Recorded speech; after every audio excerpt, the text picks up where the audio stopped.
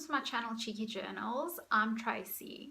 I would like to share 3 tips with you on my journaling process and how I remember what to document next. When I first started journaling, I thought that I would record my memory on the same day or maybe a day or 2 later.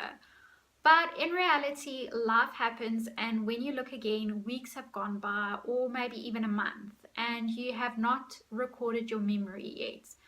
When you sit to do this, you find that you can't remember finer details. And this made me feel frustrated, and I started to feel anxious when I'm falling behind with my journaling. So through doing these 3 steps, I find that I'm not feeling so anxious anymore, and I remember what I want to document, and it's just much more of a pleasure for me to do this. So let me start off with step number 1. I usually have my phone with me most of the time, and when something happens that I want to record in my journal, I'll take a photo of this. And something that I found with photos is that it literally speaks 1,000 words, and by looking at the photo, it can invoke feelings that you experienced on that day, and this really helps to record the memory and to remember it. And an added bonus, you can always add the photos to your entry as well.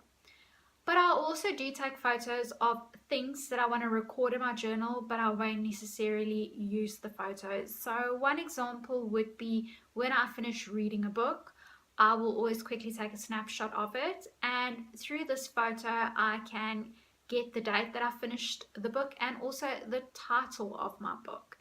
And this is just something extra to help me remember. Step number 2 would be to keep all my memorabilia and ephemera in one spot. I'm currently keeping it in this plastic pouch that I picked up from our local office supply store, and I store it in here chronologically. So the first brochure that you see here, that's the next thing I need to journal about. I find that this helps me to stay organized and to not miss a thing.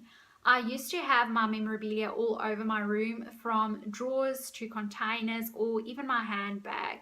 And weeks after finishing the entry, I'll discover it, but it will be too late to add it because there will be no space. Step number 3 is I keep this notebook. And I know what you're thinking. No, this is not an extra journal. It's literally just a notebook. I keep it at the back of my journal, but you can keep it anywhere that's comfortable to you, anywhere in your craft room or a corner that you're working in, your lounge, living room, or even next to your bed on your bedside table. So after I've experienced something that I want to record in my journal, I'll pick up this notebook. I'll start off by writing the dates, and then next to that I will just jot down if there are anything that I would like to add to my entry. So this will be a photo or any memorabilia that I've collected, and then in point form I'll write down my memory or feelings that I've experienced. So when I do have time to catch up with my journaling, I'll start off by taking this notebook and going through it and seeing what I need to journal about. And when I'm done looking through this notebook, that will tell me if I need to print any photos or go into my pouch and collect any of my memorabilia or ephemera to add to the entry.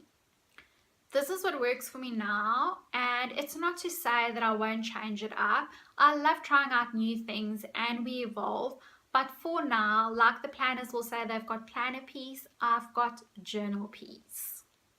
I hope you'll find some of these tips useful, and you can definitely mold them into something that works for you. If you discovered any useful things along your journey, please feel free to share them with us down below in the description box. And thank you so much for watching this video, and I'll see you in my next one. Bye!